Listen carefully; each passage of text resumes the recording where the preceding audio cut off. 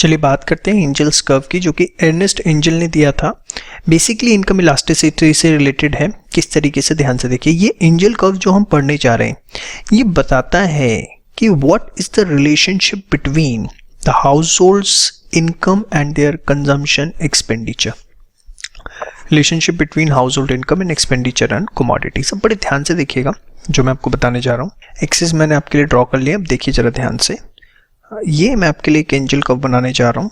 ये this is your Engel's curve. अब बड़े ध्यान से एक एक चीज समझिएगा। सबसे पहले ये पॉइंट जो आपके पास है इसको मैं मार्क कर लेता हूँ। यहाँ पर मैंने एक स्ट्रेट लाइन ड्रॉ कर दी, ठीक है। बड़े ध्यान से समझना है आपको, सारी बातें समझ में आएंगी। यहाँ पर इसके एकदम हाईएस्ट पॉइंट से मैं एक स्ट्रेट लाइन लेता हूँ। अब ये क्या कर रहा हूँ मैं, बड़े ध्यान से समझिए। एंजल कर्व क्या बताता है, सी इसको मैंने ले लिया y1 इनकम लेवल, ये ले लिया मैंने y2 income level. Angel curve क्या कहता है कि अगर इनकम लेवल y1 से कम होगा, इनकम लेवल जो है अगर y1 से कम होगा तो कुछ भी डिमांड नहीं किया जाएगा। क्या बोला मैंने? Nothing will be demanded if income is less than y1। Income अगर y1 से कम है तो कुछ भी डिमांड नहीं किया जाएगा। समझ में आ गई मेरी बात? अब अगर इनकम y1 से ज्यादा है और y2 तक है, मतलब जैसे जैसे इनकम बढ़ेगी demand will also increase. Income, या आप इसे ऐसे लिखिए, as income rises between y1 and y2 demand also rises. जो डिमांड है वो क्या करती चली जाएगी? बढ़ती चली जाएगी, ठीक है।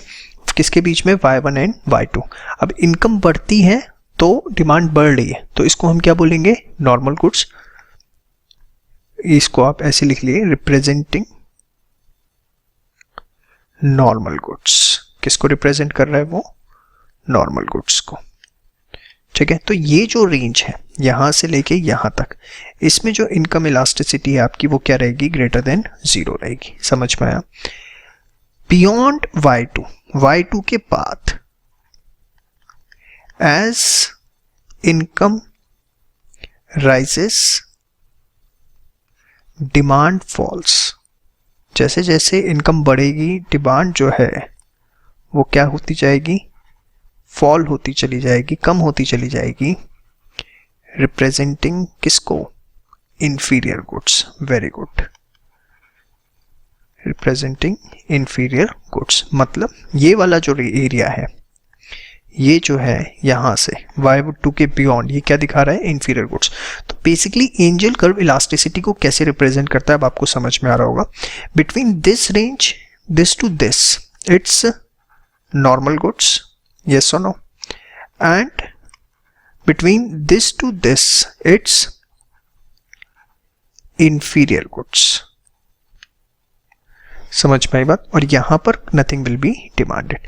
ये एग्जैक्टली आपका एंजल कर्व है जो कि अर्नेस्ट एंजल ने दिया था, जो कि दिखाता है हाउस होल्ड इनकम और कंजम्पशन एक्सपेंडिचर के बीच में रिलेशनशिप। इसको आप एक बार नोट डाउन कर लीजिए, ठीक है।